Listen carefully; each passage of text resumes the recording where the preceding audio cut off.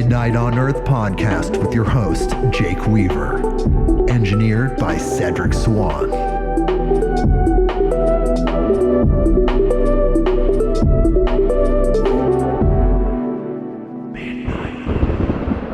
Hey everybody, we're back with another episode of Midnight on Earth. I'm your host, Jake Weaver, and as usual, we are here to bring you more knowledge, more light, and more love. We have a really amazing guest today. His name is Richard Nowacki.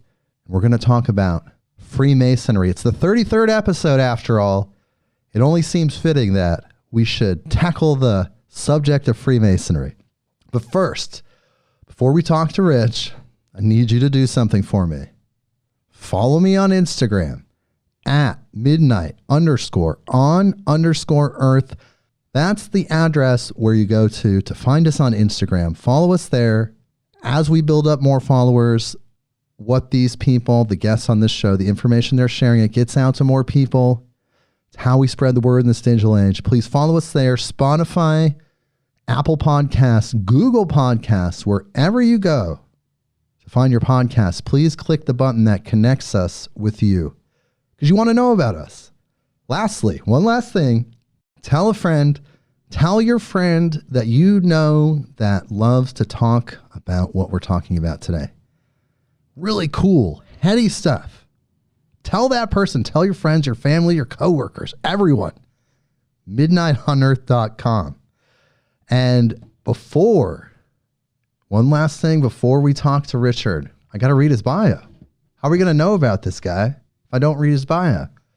Rich Nowacki is a free-thinking millennial and a passionate Freemason.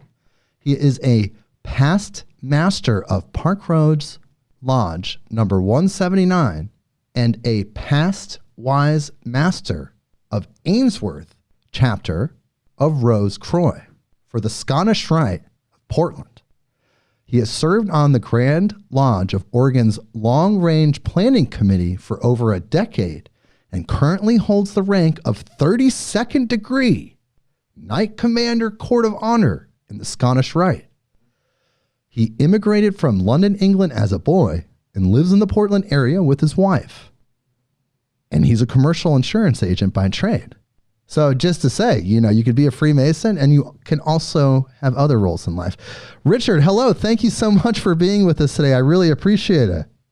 Hey, you bet, Jake. Good to be here. Yeah, it's really awesome that you're here. It's the 33rd episode. Everybody knows that's into esoteric things, mystical things, that understands Freemasonry. The 33rd degree is the highest degree in Freemasonry.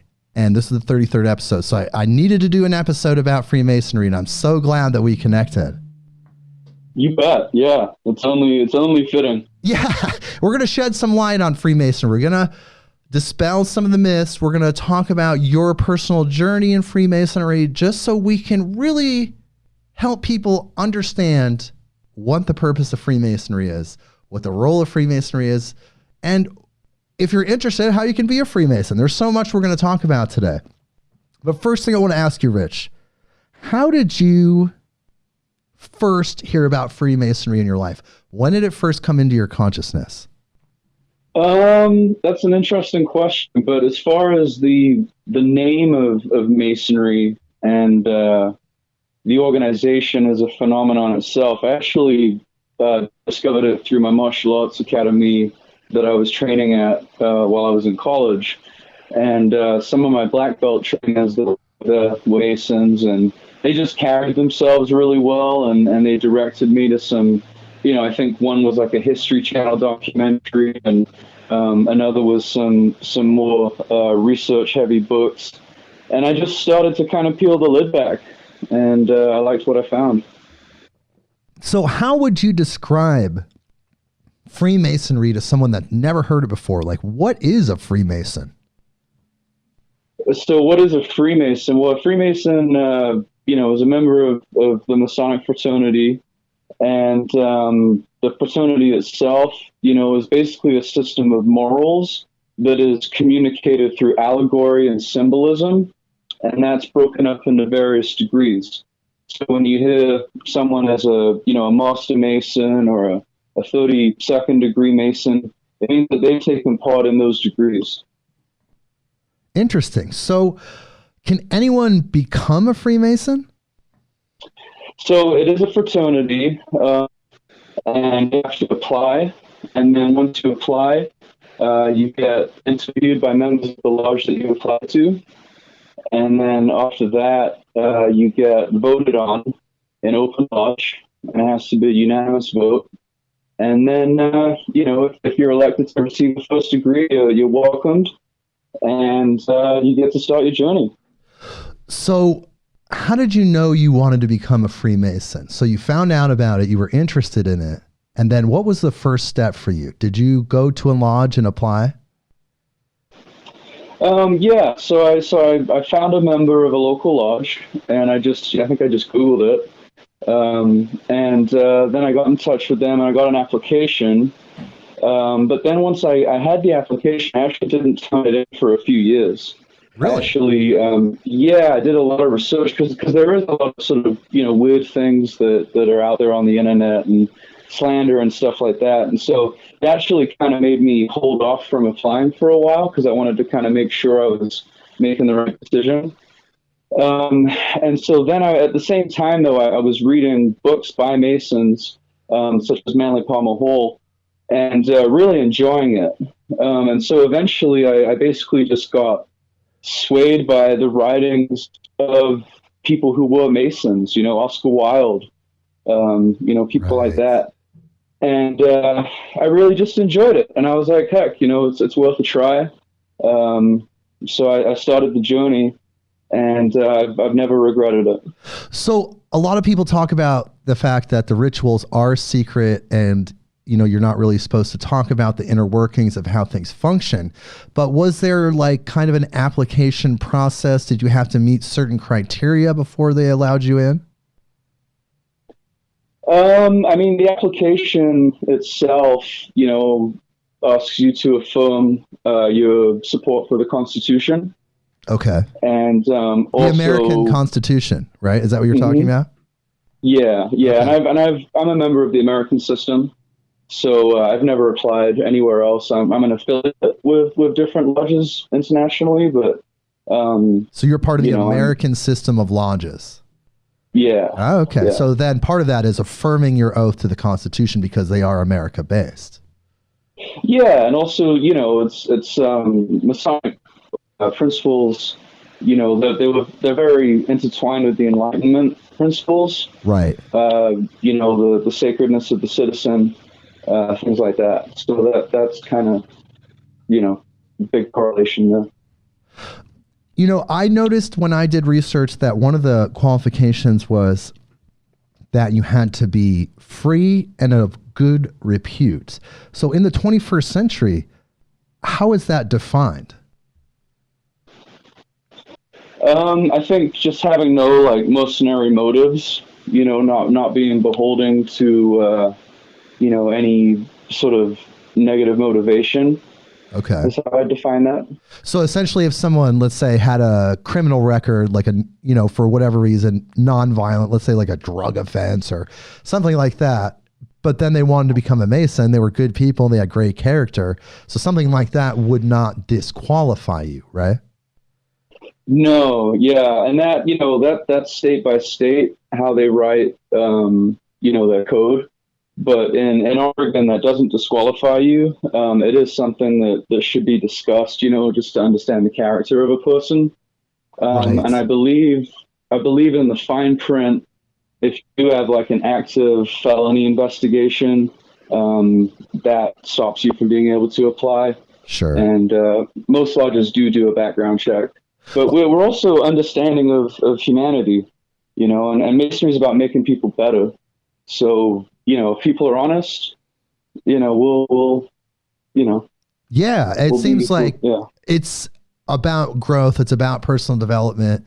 It's about these things, this outreach. So if a person made mistakes early on in life, they can't be judged for the rest of their lives if they've grown, changed, and become something different. Right. So speaking of that, how did Freemasonry help you personally evolve? I mean, it's one of the best decisions I've ever made, honestly. Personally, I came out of college, and there were just really no opportunities for work or self development or any sort of leadership. And through my lodge, I was able to get involved with all kinds of charitable activities. I helped with marketing and just helping to kind of connect the dots between different generations that were members of the group, and it kind of gave me that ability to kind of sharpen my teeth in a nonprofit environment, in a charitable way. The lodge is made up of different officer chairs. Uh-huh. So each officer chair has a responsibility. So being able to, be mentored by these other guys that have been successful in whatever their course of life is, it was really nourishing. So you feel like having these people around you that were giving of themselves in a nonprofit sense, like you said, they were being generous, they were helping their fellow man. And then at the same time, they were coaching you with some of the things that they learned in life. That is one way that it helped you evolve. But in a deeper spiritual sense, is there something that it helped activate within you as well? Yeah. I mean, I think it's, without getting too much into the weeds, it's each degree, has a story or objective to it. Uh-huh. And by running your mind, through those paces, you're kind of left with an impression, and each degree is different, and it just kind of leaves its mark on you, so to speak. You just see things slightly differently. So essentially, each degree that you participate in tweaks your inner frequency, your perspective, your whole being in such a way that you're not the same person afterward, and each degree does it in a unique way? Yeah. It's like holding up a gemstone to the sun, and you see it like get reflected in different ways. Do you work up each degree in a singular way? Like, is it go 1 to 2 to 3 to 4, or are there jumps you can make? Oh, you can't jump. You go 1 through 3, and that's your Blue Lodge. So that's like your community center. That's who's going to do scholarships for kids and food drives and that kind of thing. And then from there, once you're a Master Mason, you can connect with any lodge around the world, which is awesome. And then you can also become like a York Rite member, a Scottish Rite member, or a Shriner. And you can be all of those or one of those. And they just have different focuses and different bodies of degrees. So and then, when you hit that fork in the road, sorry to stop you there, but when you hit that fork in the road, do each of those paths lead to a version of the 33rd degree? No. The 33rd degree is the Scottish Rite system. The Shrine just has their own Shrine degree. Okay. And then the York Rite's highest degree is the Templar degree. Okay. So really the Scottish Rite, in a way, not to put people in a hierarchy, but it seems like it goes higher than the other forms of Freemasonry. Kind of. I mean, really, the highest degree is the Master Mason degree, which is the 3rd degree, and then from there you kind of branch out into different areas of study and just kind of forms and customs and like parallel in a way. Interesting. So would you say that Freemasonry then is outside of religion, even though it's a system, it has rituals, it's open to all religions? Oh yeah, definitely. You do have to believe in a higher power of some kind of benevolent higher power, like a supreme being. Yeah, exactly. To be I should have mentioned that earlier. No, that's part of the deal. Hey, we're just hanging out. It's great. No worries. Okay. But so you don't have to you don't have to be a certain religion. And in America, you do get the Judeo-Christian parallels, a lot of biblical verse, but Masons take truth as the truth, whether it comes from any religion. The truth is the truth. And in Scottish Rite, we have everything, every kind of degree, in religion represented. That's amazing. That's pretty neat. Yeah. It seems like it's really open to everyone, and it's really just about expanding, about tapping into spiritual things and growing more. But we do talk about this open to everyone, but technically it's not open to women. Is that correct? Yeah, it's a fraternity. So then is there a variation of Freemasonry that is open to women? There's Eastern Star, and there's Daughters of the Nile, the White Shrine, Rainbow Girls. So there's female groups. The Grand Lodge of England, I believe, has female Masonic lodges as well. Okay, I did have a relative that's part of the Daughters of Job, I think. Is that one of them? Oh, Job's Daughters. Yes, they're awesome. Okay, yeah, she, this was back in the 50s, though. Very cool. Yeah, they're still around. They're busy doing their work today. Yeah. Still. So really, isn't that the purpose of Freemasonry? As we talk about this, I mean, really, it's rooted in service, right? Isn't that the whole thing? Just like figuring out how to do better, figuring out how to grow, and then from there, figuring out how to serve. Isn't that the purpose? Yeah, I mean that's kind of the meaning of life, is finding what makes you happy and then figuring out how to give that to the world at large. But Masonry. I mean, the metaphor of the quarry, the working tools, the square and compass. These are all metaphorical tools that describe building and making things better. And so, when we moved from being operative Masons of the past to being speculative Masons of today, we moved from, making physical structures to instead being like a positive influence on ourselves and then also, on the community in whichever way we can. Right. So it's really almost like a alchemical experience because you're really becoming someone who's influencing the outside world with your mind. Yeah.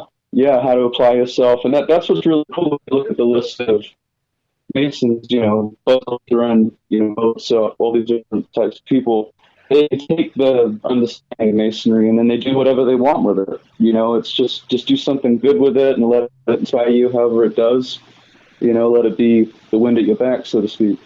So getting back to Freemasonry in general, what is a lodge? Like if you were to describe what a lodge was in a basic sense, what would you say? Yeah, so lodge is just a group of Masons that meets to do the first 3 degrees. Functionally, they're a 501c10, so they're a nonprofit organization. And the lodge confers degrees on people who want to be do charitable works in the community, or they host talks. We get a lot of authors in and stuff like that, which is always nice. Artists, things like that. Yes, the Freemasons throughout history are, if you go down the list, they're some of the most amazing, influential people that have ever lived. Yeah. And I think there's something to the algorithm there that's not, a negative thing. I think it's a benevolence that's there where it's whenever it's like you build it, they will come. If you build an institution that's dedicated to helping people get better and, making the world a better place, it's going to draw good people in. So then let's say you're a Freemason. What does it take to start a lodge? Like, let's say you're in a remote location or you're in a place that doesn't have a lodge. Like, is it easy to start?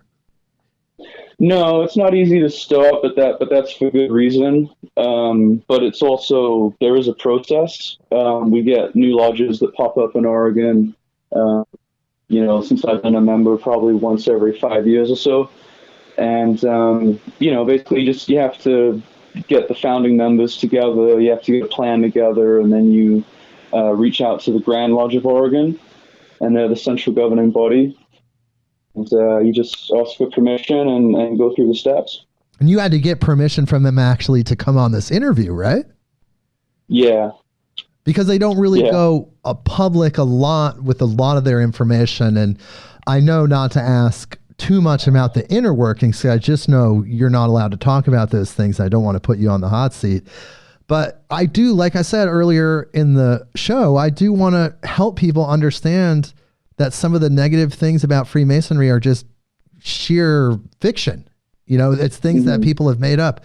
Why is there such a strange pushback to Freemasonry where people instantly associate it with something negative, or even as far as Satanism?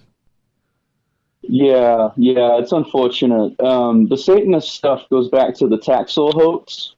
There was this, I think it was a pen name, but it was this guy, Leo Taxil, who basically, I think it was somewhere around the 1800s, he started the whole Masonic Satan worshiping thing, and you know, he basically just stuck around. But there's the exact opposite of that. It seems that way to anyone that can literally just do about a surface level amount of research. It really doesn't take much to see the motivations, and yet those stigmas, those perceptions prevail. Is it because of the secretism, the secret rituals, that somehow because of that could imply for some people something dark? Yeah, I think whenever there's a vacuum of information, you know, people will just kind of fill in whatever comes to mind, you know.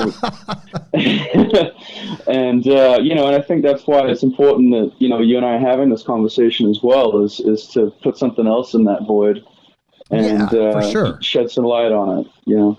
So did it come from Freemasonry? Did it stem from older societies or older brotherhoods from previous times? So, you know, no one really knows how old Freemasonry actually is, but the symbols themselves go back thousands of years. I mean, the square and compass is a long-standing symbol. You know, death and resurrection, celestial symbolism, sacred geometry, and temple building. You know, all those things that are found within Freemasonry. You know, they've been around since the dawn of antiquity. In the current naming conventions of Freemasonry, you know, you've got the Regis manuscript, which dates back to at least the 1400s. Which actually mentions Euclid teaching geometry and temple building in Egypt, and that they came to England during the reign of King Athelstan, who reigned between, like, I think it was 1925 to 1939 AD.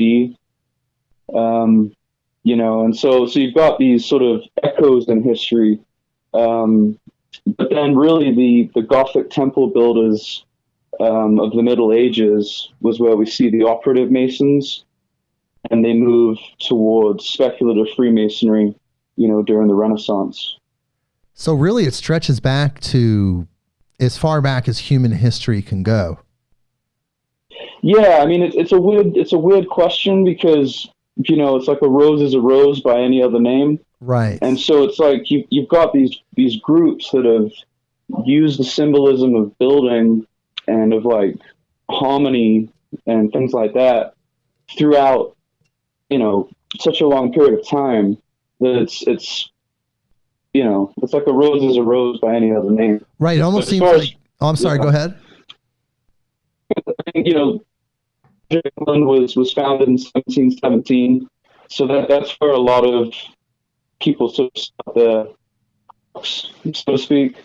But I think it is important to look at the echoes in history, so to speak. Yeah, I mean, it seems like it goes back to the original mystery schools, where there were people that had knowledge based on their own experiences and passed that higher knowledge down to certain people that were ready for it.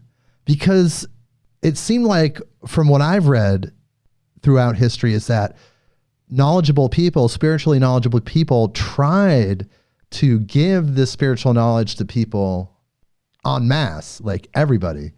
But then some people just didn't understand what it was, so they just kind of threw it out. So it got whittled down to a point where you had to be ready to receive the information. And then those people were chosen, and they were able to be noticed by the people that were teaching it. Yeah. Yeah. I think that's a great way to say it.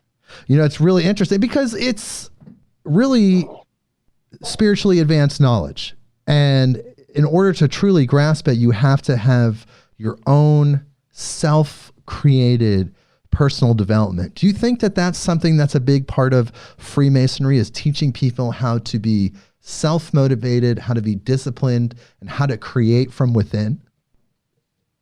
Yeah, definitely.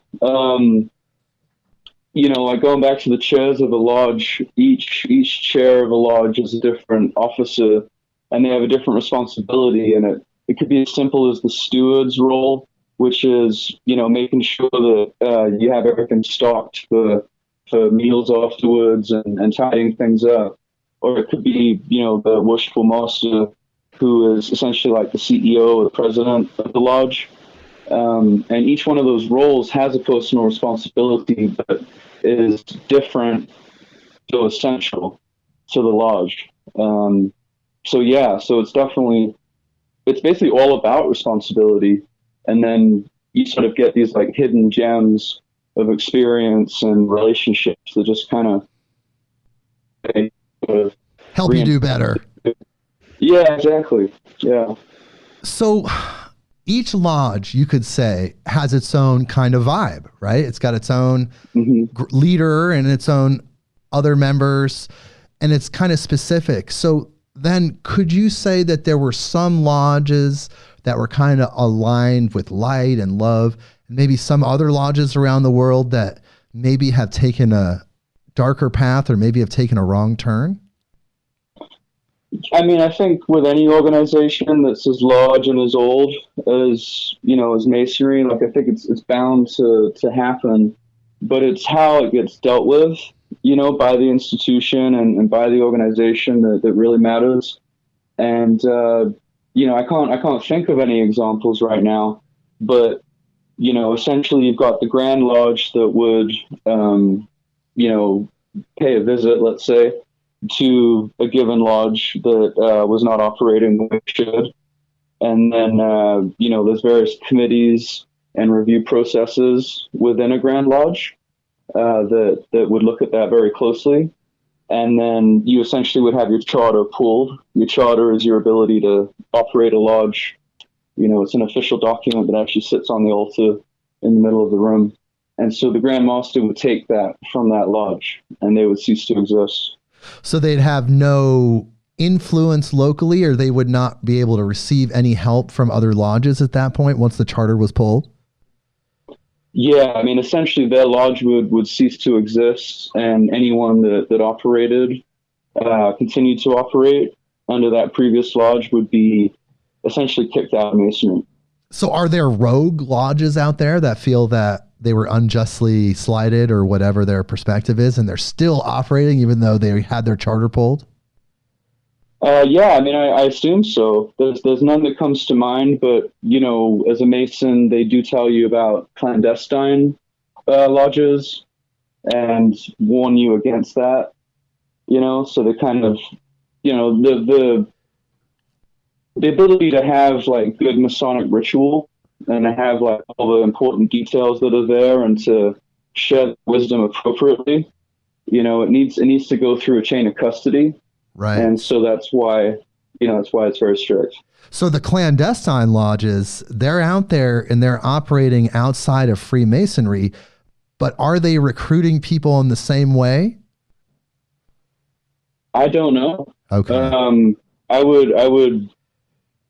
would assume, you know, there's a percentage, but yeah, you know, it's what can you do? Right, for sure. No, I mean, they're just like you said. I've often brought up on the show because we have had Manly P. Hall's recordings on various episodes where we listen to an episode and we talk about what he said. And I have an incredible amount of respect for Manly P. Hall. I think he's a genius times 10. Spiritual genius. I could go on and on and on and on and on. I've listened to hundreds of his recordings, and I just love everything that comes out of that guy's mouth. He's there and he's teaching people, and we appreciate Freemasonry because of that, because he's there out there doing that. And there's other people though that really want to, I don't know, they want to paint Freemasonry as something negative. And why would that be? Why is that? I mean, I don't know. The human condition is a complicated one. You know, we battle with ego, we battle with envy, we battle with fear. You know, it's that's why the big tragedies are still relevant. You know, Shakespeare. But yeah, I don't know. I mean, it's. I think like earlier, you know, if there's a vacuum of information, people will try and fill it with whatever's there. And generally speaking, people fear the unknown. And so I think, you know, it is important that people visit, you know, the works of Masonic authors, or, you know, check the websites that Masons actually put out and see what it is from the source that we're saying, right, and then form a decision. Yeah, because and just like anything else, there's good people, there's bad people, and like you said, in any organization, I mean, you could think of police, military, firefighters, ambulance, Peace Corps, the Red Cross, literally every single organization you could possibly think of. Because of the human condition, you're going to find people that make incredibly great choices and people that make incredibly bad choices. So, and you can't throw the baby out with the bathwater. You can't let one rotten apple ruin the whole bunch. And I think that's what's been going on with Freemasonry. Yeah. So let's say like, you know, you're in Freemasonry. Do you then get access to a pool of resources other than what's in your local lodge as far as members and the connections there? Like if you got in trouble, is there legal help that would be there for you based on your Masonic membership or something of that effect? Not that I'm aware of. I don't think so. I mean, you get people in all sorts of professions that are Masons, and so as you get to know each other, you might, you know, meet a lawyer or something like that. But as far as an institutional benefit, the greatest thing that I've seen is actually scholarship funds, and then also medical support funds. And I've had the pleasure of being on a board of directors for the Clark Trust in the Scottish Rite in Portland.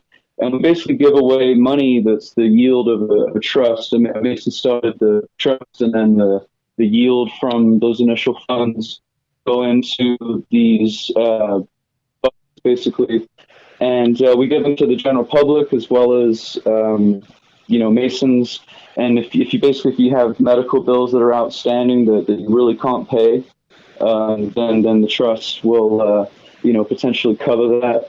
And then we have scholarship funds. So those are the biggest institutional benefits that I've seen. And then, you know, sort of the other benefit is just getting to know everybody and having a multi-generational group of people to kind of get advice from. Right. And you brought up the fact that Freemasonry exists in a way that has these morals woven into the experience. Because it really isn't about one specific spirituality like we talked about earlier, but it's about helping people understand morals and the ethical understandings that come from that. Is that something that they really, really kind of drill home and push, is the moral development? It's in everything. It's in absolutely everything. It's completely saturated in morality of different ways. So really, it's just about trying to be a high frequency human, just trying to really make the best choices as much as you can.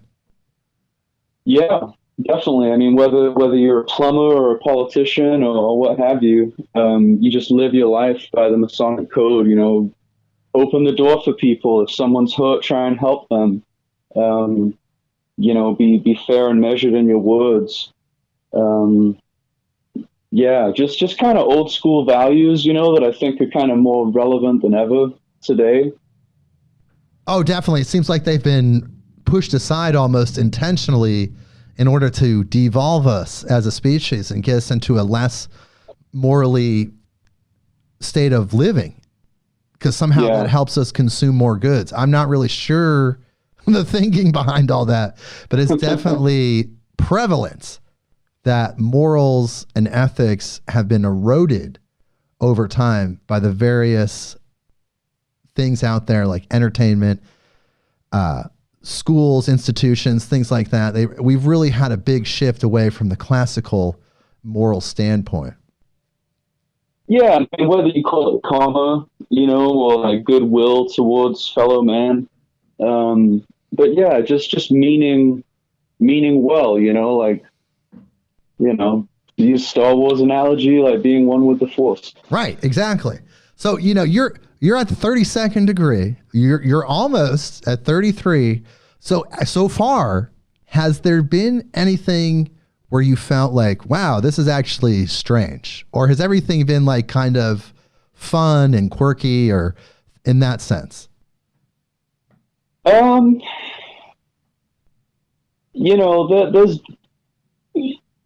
different symbolism. There's different ways of getting the point across. And so sometimes I've seen symbols that I might not have originally made the same associations with. Okay. So therefore it was strange and it's kind of like, what the heck? But then, I learned the lesson, I think about it, and I meditate on it. And then it's not strange. It becomes more familiar, and it becomes, the symbols are like an almanac. They tell a story.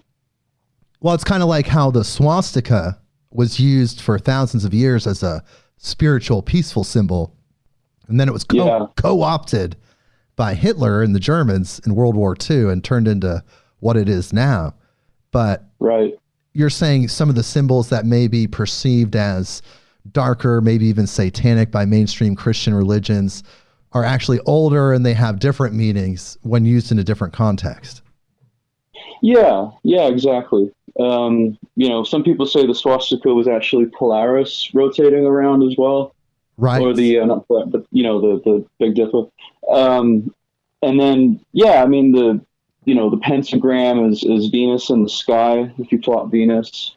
So there, the skull is to remind you of your own mortality, and that tomorrow's not promised, so do good works today, those kind of things. But if you're not used to it, you're like, oh, there's a skull. Like, what does that mean? Poison? Or what have you? Right. Yeah. You just, it could be scary in a way, but nothing really has really pushed you away where you felt like, wow, this is maybe not me, but so far everything's been perfect. Yeah, I've really gotten a lot out of it and really enjoy the people that I meet. And it's just given me an opportunity to amplify what I want to do in the world as far as helping other people and be curious and, making friends and just kind of leaving a good mark on the world. For sure. And all those things are amazing qualities. Like everything that you've said so far syncs up with 99% of spiritual people's thinking. So I don't understand. I'm still trying to wrap my head around how Freemasonry got these weird things attached to it. We talked about the history, but it still boggles my mind. Yeah, me too. So it took you how long to get from first degree to 32nd degree?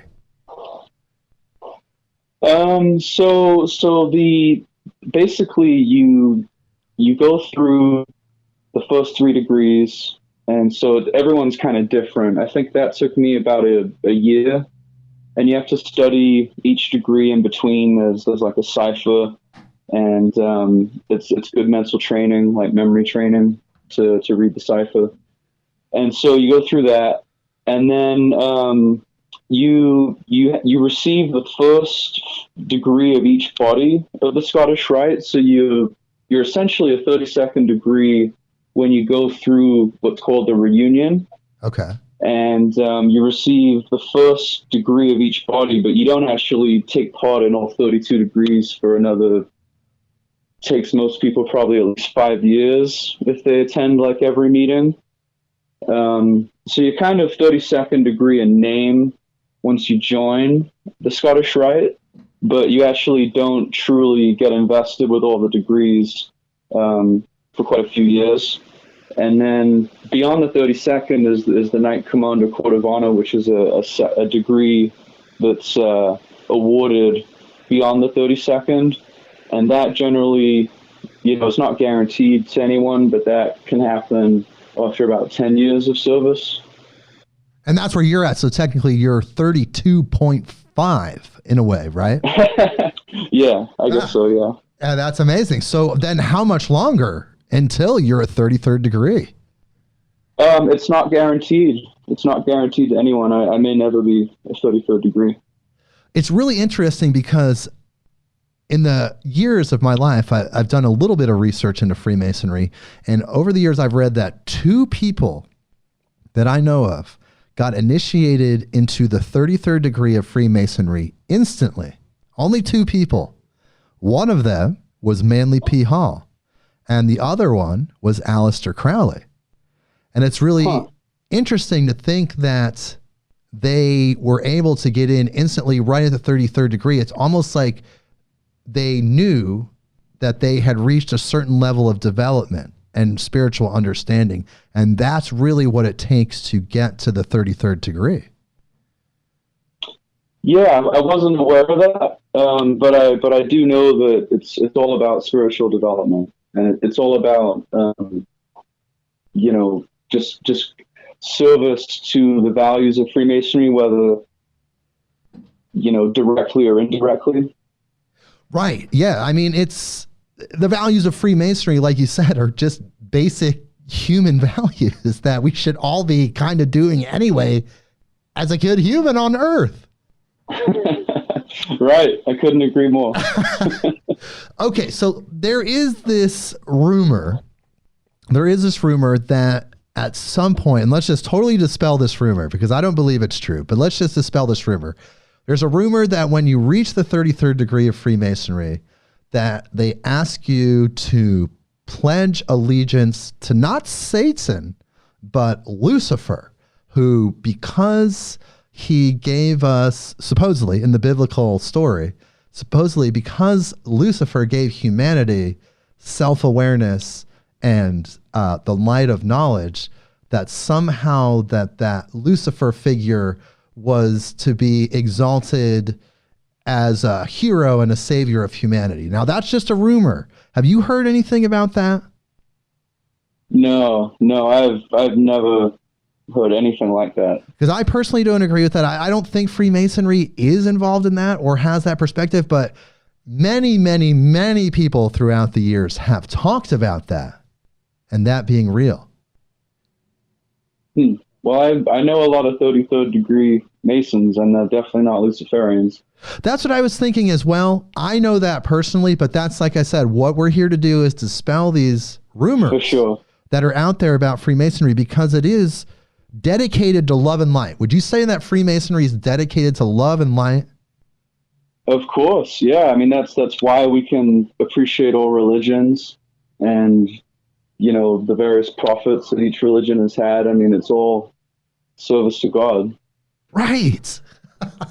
Richard, I'm so glad we're having this conversation because especially, look, you look at my website, you go to the podcast website, you look at our guests, like we tap into a lot of the new age people, a lot of the new age thinking, those principles.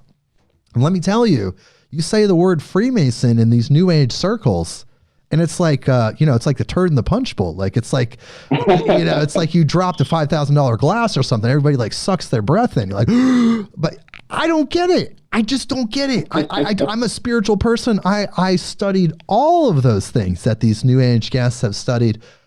I don't see it. I don't see the problem. Yeah, I don't know. What would you say a person could do? Let's say they wanted to be a Freemason. They're like, okay, this sounds good. This is a good path for me. What would you tell somebody to do in preparation before even thinking of joining? Like, what could they do to tune their life before approaching a lodge to become a member? Yeah. I mean, mentally, look for some Masonic books that could maybe sort of prime the pump, so to speak. Manly Palmer Hall, Secret Teachings of All Ages. I mean, that's kind of a go-to for esoterically minded Masons. Another option is honestly just to Google Masonic lodges in your area and then see which websites come up or what's close to you, and then go visit a couple lodges and maybe email the secretary, say, hey, I'm interested in setting up a meeting, and then go visit these guys. Most of the time you can sit down and eat with them and just get a feel for the group, get a feel for the lodge, and see if that's the right lodge for you. And then start the process and go from there. And really, do you think there's like a dietary fitness that they can accomplish? Should they try to be healthier overall? Yeah, I mean, the Masonry makes good men better, and so it's not like you have to be perfect. Like, don't try to be so perfect that you never make it to knock on the door of Masonry. Like, go into Masonry with your warts and all, and let it make you better. I mean, one of the great metaphors of Masonry is to use the working tools to break off the superfluities of the stone. To take a rough stone and make it into a stone that's smooth and beautiful, that can be part of the temple. That there's a beautiful superstructure. So don't delay by trying to be too perfect. If you feel like you got the stirring in your gut to do it, go ahead and take the first step. Right, because like you said, it's all about refinement. Like, it makes good men better. So in order to be a stone in the part of the temple, like you said, which is such a powerful statement, like, you want to be the best, most polished stone you could be. You're already the stone, but you want to be the best stone. Right. So you think about all these famous Masons, George Washington, the founding fathers. I mean, you can go down the list. So is there any knowledge that's within Freemasonry in these lodges that have been given to the members about future predictions, about where Freemasons think the world might go? No, not that I'm aware of. That'd be pretty cool. Yeah, there was some secret knowledge about in the year 2510. It was revealed to us. Like, whoa. Yeah, no, that would be cool. And there's no extraterrestrial component either, right? No. The closest thing that kind of goes to all these people that you mentioned is just that impetus to try and go out there and do something. To try and instill that spark, that light in the world, and kind of light things up a little bit. And I think that's one of the great mysteries of Masonry is that inspiration to go and do something. Right. And that really starts with the will. Is that something that Freemasonry kind of nurtures as well, is developing willpower and understanding how to create things with your mind? Yeah, 100%. Yeah, that's the builder metaphor. Yeah, tell me more about that. Well, we're the temple builders, and it used to be operative, now it's speculative. So, it's how you think, it's how you operate your business, it's how you communicate, and you build that way. But the appreciation for symmetry, the golden ratio. Hermetic principles, like as above, so below, and seeing these connections, it just kind of it enriches the world around you. Yeah, I mean, it really gets you outside of the third dimension, right? You're looking at this dimension, the third dimension, from a spiritual perspective. You're able to gain that higher level of thinking, that higher level of perception, and then incorporate that into how you perceive your daily life. It really adds to your experience. Yeah, totally. So yeah, definitely. Do you ever think you'll retire from being a Freemason, or is it something like once you're in, you can't retire, you're in for life? I mean, you could leave the fraternity, if you wanted to. You could just send an email to the secretary, or you could stop paying your dues, and you'd eventually be you'd I forget the word, but you'd leave that way. But Discharged, maybe? yeah, there's another word for it, but Okay. it doesn't come to mind. And then, but what you see people do is they essentially retire from certain positions.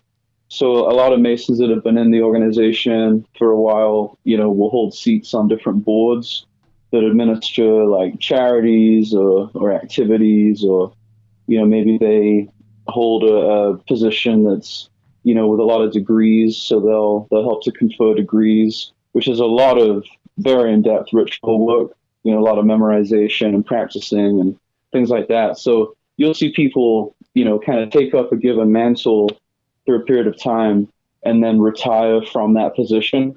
But most never retire from being an actual Mason. Right. And you did mention that you knew a lot of 33rd degree Freemasons. When you're around these people, do you pick up a specific vibe? Do they feel like higher frequency people? In a weird way they do. And everyone's different. But yeah, I mean, that's someone who's put in a lot of time and intention into their life and into the fraternity.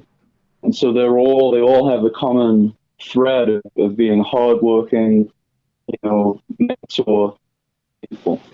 Right. And you said they did put in the time. And earlier you mentioned that a person that was dedicated would be going weekly. But let's say a person wanted to be a Freemason, but they had time constraints and they could only go bi-weekly or monthly. Would then that make their growth in Freemasonry longer? Yeah, it would.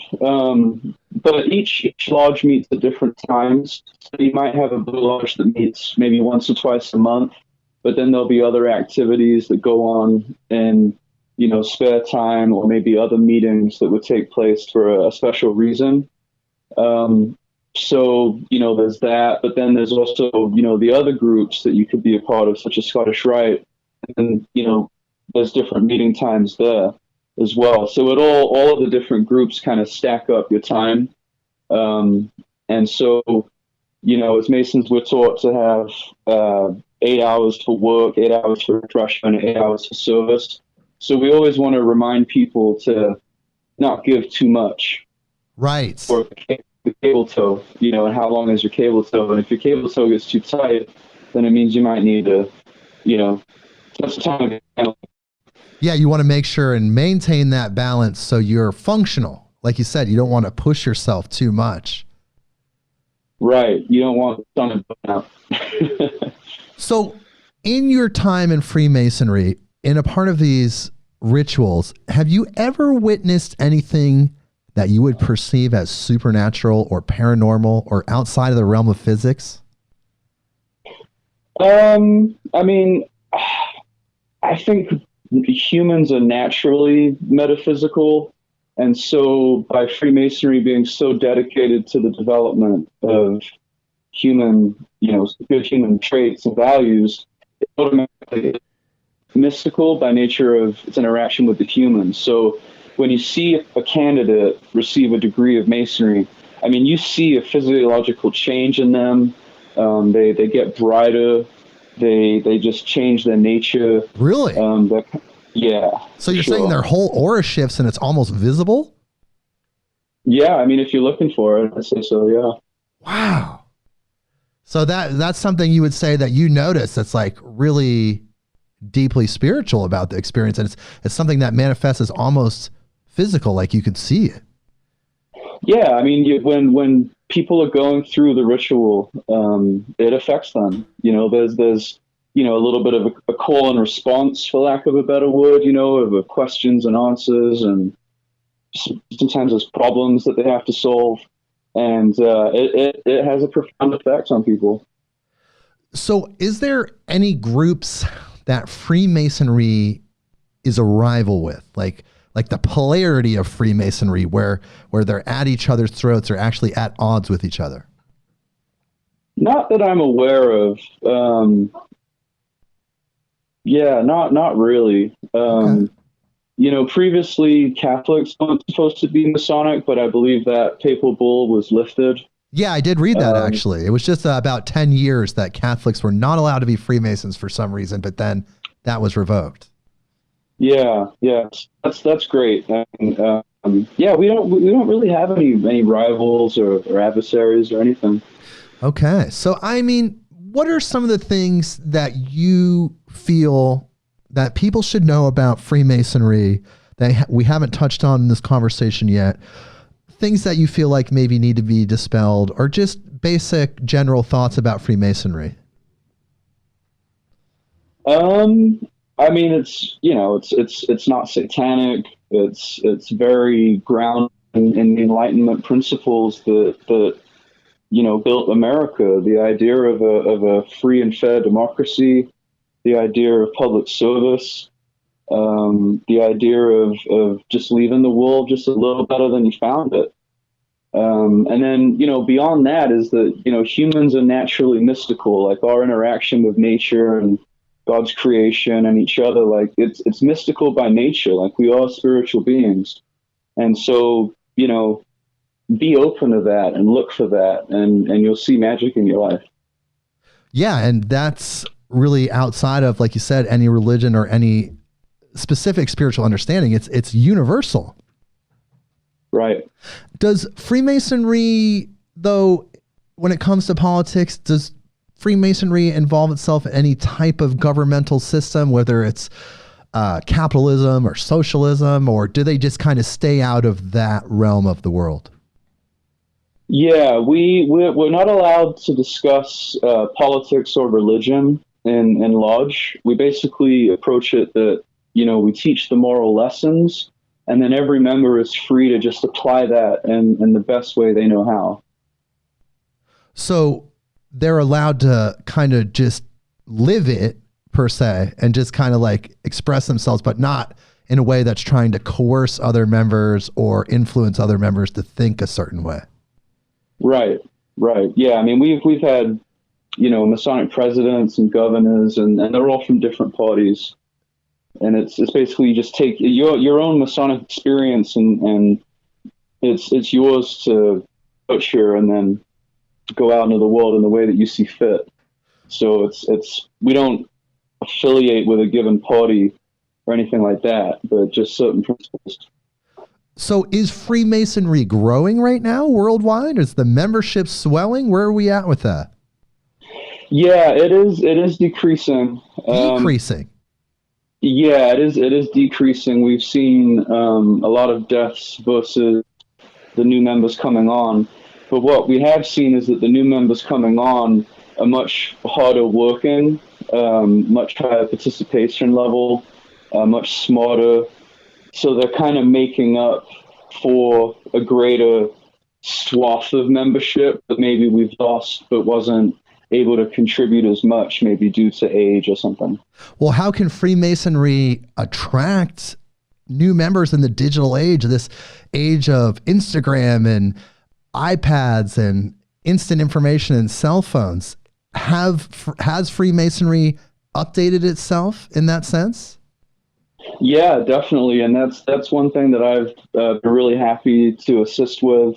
If you look up Oregon Freemasonry on YouTube, a lot of those videos I helped to make, and just basically tell that story of who we are, and the story that we're telling hasn't really changed, but it's just the means with which we do it, and the symbolism and the story. It's a beautiful, vivid story and beautiful, vivid symbolism. So it's just a question of kind of retooling things.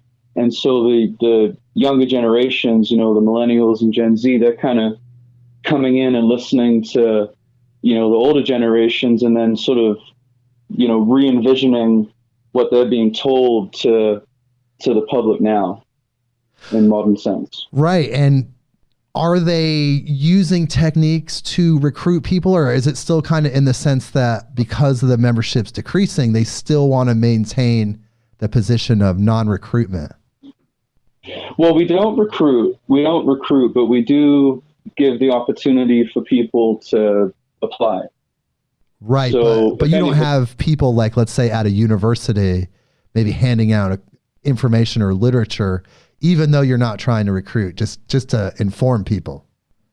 Yeah. We don't, to my knowledge, we don't have anyone doing that. Is that concern then with the decreasing membership? It seems like from a mathematic point of view, without people understanding it in this time of instant information and, things being refreshed so quickly in the general consciousness, without that constant reminder, it could fall away, especially with the decreasing membership. Is that a concern for Freemasonry right now? I mean, it's definitely something that we're monitoring. I mean, we have like Facebook advertisements and, YouTube videos and websites and things like that are out there. Okay. But also though, it's not about volume. It's about the value of the experience and the people that we're getting. Like, we don't just want member numbers purely for the numbers themselves. It's really about who can internalize the information and be a good representative and be a good asset to the group as far as, conferring degrees and living a good life. Yeah, quality over quantity, right? Yeah, exactly. And who knows, as we become an interplanetary species, we're going to Mars within the next 20 years. Do you see Freemasonry really just staying with humanity as it develops over centuries? Oh yeah, of course. I mean, the navies of yesteryear brought Masonry to various countries, and there's stories of Christopher Columbus seeing Native Americans here that were actually doing Masonic degrees in Welsh. The moon is actually under the Wait. Can you back up on that, Rich? What was that? That was really interesting what you just said. Could you back that up with the Christopher Columbus comment? Tell me that again. I don't know if I said Christopher Columbus, but Lewis and Clark. Oh, Lewis and Clark. They came. Yes. Yeah, when they came to America, they reported meeting Native Americans who were actually practicing Masonic rituals in Welsh. In Welsh, so that means that someone had taught them, some explorer or someone in history somewhere. Yeah. Ah, man, that's so interesting. Yeah, and then back to interplanetary. The Grand Lodge of Texas is actually the jurisdiction. The moon is under the jurisdiction of the Grand Lodge of Texas. What? Yeah, Well, it is actually reported that Neil Armstrong was a Freemason. That's pretty well known, and he did perform supposedly a Masonic ritual on the moon. Right. And the only way to do that is under the jurisdiction of a lodge, and so that came under Texas. Wow, that's really interesting to think about. They're thinking ahead. It's almost like they know what's coming, right? Because a lot of these people that are deep in Freemasonry are also in these positions and roles throughout the world. So maybe they have access to some of this knowledge about what's coming, at least as far as scientific and sociological developments. Yeah, I mean, I'd say chances are that's true. And then also there's just a sense of excitement. Like, I think any Mason would love to open lodge on the moon or Mars or what have you. Yeah, the first one that does it is going to be very, very famous. Yeah. So in the end, are there specific Masonic funerary rites? If a 33rd degree Mason passes, is there a specific funerary ritual that has to happen? It doesn't.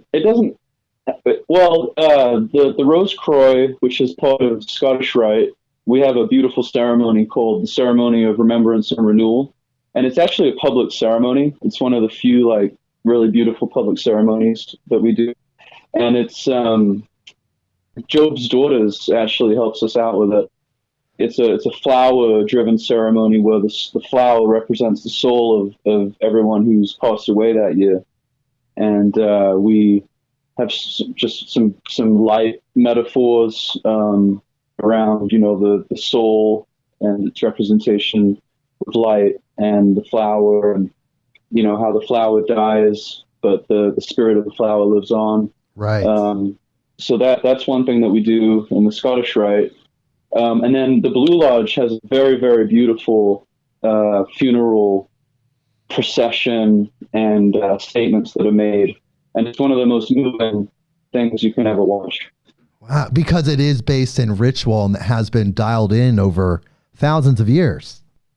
Yeah. And that's the beautiful thing about ritual. It's like every time it gets said, it kind of gets like thicker and heavier and, kind of more powerful. Well, do you think that there's a magical component to Freemasonry where the ritual actually invokes some form of magical energy? I mean, I think by nature of communicating with God and praying together and humans being mystical by nature, just like, Jesus said, it naturally is magical. And we naturally are invoking the spirit of what, we call the great architect of the universe. Wow. What an incredible thing to think about. I mean, it really is, when you're in an authentic spiritual situation and it is ritualistic, there is that magical energy there. And you get these people that have dedicated their life to this type of understanding. And man, I bet the vibes can be very intense sometimes. Yeah, it's beautiful. The privilege of being a member of a lodge that's kind of more traditional in the way they operate as far as, candlelight and incense and tuxedos and things like that. And like that level of intention really just goes a long way to set the tone and really just make the lodge experience as good as it can be. So if a Freemason passes and they have a son, does the son inherit any of the titles or any of the degrees of the father at all? No, but there is charitable, resources available for like the wife, widow, mother, daughter, children, if that's required. But yeah, there's no titles that get passed down. That's something that, child would have to earn themselves. Sure. Yeah, that makes sense. It's not like they had gone through the ritual, so you wouldn't just want to give it to someone blindly. Yeah, but I tell you what, I mean, a ring, a well-worn ring, certificates, precious books. I've got a few, 100-year-old books, 200-year-old. I've got a 200-year-old book with, Masonic ritual, like all those things are heirlooms, and those are inspiring to offspring. And sometimes it kind of can act like a talisman to kind of stoke the excitement for them to follow a similar path.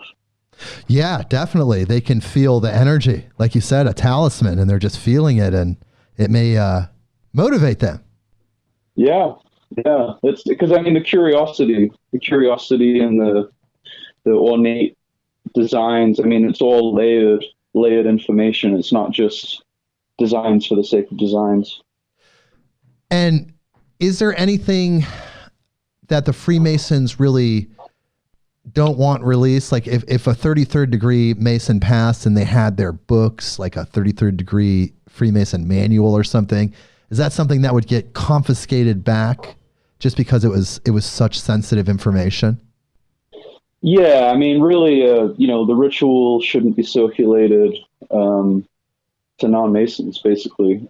Stuff gets out from time to time, but it's something that Masons themselves should, don't sell your books to the local bookshop and give it back to a library. It's the Scottish Rite Library or something like that. Well, there is a lot of stuff that is out there, but based on your experience, would you say that there are, to this day, rituals and understandings from Freemasonry that have not been released to the mainstream, whether it was leaked or whatever? There are things that are just not out there. Oh yeah, for sure. And also, I mean, there's a lot of silos with the degrees, and you kind of have to put the bits and pieces together of the degrees to sort of figure it all out. And it's multifaceted. And does it ever feel like a psychedelic experience when you're in these rituals and the energy's there and the magic's there? Does it ever really feel like psychedelic, like it's like elevating, like you're almost like you're on some sort of powerful drug? I hate to use the word not drug, really. like, just like very spiritually elevating. Yeah, I mean, there's times that you definitely get emotional. There's times that you feel sadness, you feel excitement. There's we'll use incense and candlelight and different symbols that are going on during a lecture or a degree. And, by nature of sitting there and being calm and hearing the words or interacting with the degree, those are all triggers. Those are all, they instigate a certain state of mind. Right. So they're there for a purpose in order to do that. Right. Yeah, exactly. So let's say somebody's in Oregon and they want to become a Freemason. Tell them the process. We'll start with Oregon, and because we have listeners nationwide and of course worldwide, we're now up to 35 countries. We'll talk about that, but nice. Let's start with, I know, it's amazing. I love the fact thank you. I love the fact that there's this information getting out there around the world in that way. And when I see the country list, when I look at my stats and I see the country list and it goes up and up and up and it's up to 35, I'm like, oh my God, it's amazing. I'm actually doing really well in Belgium right now. Thank you, all my Belgian listeners. I love Belgium. Thank you so much. But you're in Oregon, so you want to start out. What's the first move? You just go straight to a lodge and figure it out? What would you say? Yeah, I mean, it's just kind of like solve the problem, but just show you math, So you could go to a lodge directly, or you could also go to our website, which is Masonic-Oregon.com. Okay, that's Masonic-Oregon.com. Correct. Okay. And then there's a lodge locator that's on that site as well. So you know that you're actually finding a true Masonic lodge and nothing clandestine. Ah, okay. Because the clandestine one, like you said, they're out there. They could even be advertising on the internet as if they're an official lodge. Right. Oh, wow, exactly. That's really interesting. So that is a little bit of a controversy in Freemasonry, that there's these clandestine lodges that are just operating outside of the true Freemasonry system. Right. Oh, man, that's wild. But okay, so then you're outside of Oregon, you're in one of these 35 countries or around the world, you go to beafreemason.org, is that correct? And that will start to point you in the right direction? Right, yeah, and that's kind of all of the lodges kind of come together under that website. So you go there, beafreemason.org. Internationally, you can check that out, or actually you can be anywhere and check that out. If you're in Oregon, you go to Masonic-Oregon.com and you can find it there, Masonic-Oregon.com. And Rich, is there anything you want to leave us with? We're creeping up at the end of the interview. It's been so amazing. It's been so enlightening. And we just kind of scratched the surface of what Freemasonry is, but we really gave people a clear and concise overview, I feel like. But is there anything else you can add to what we talked about before we go? Not really. I've really enjoyed this opportunity to speak with you, Jake. I think you have an awesome show. And yeah, let's just put more good out in the world, whether it's through Masonry or another path. There's many paths to the mountaintop.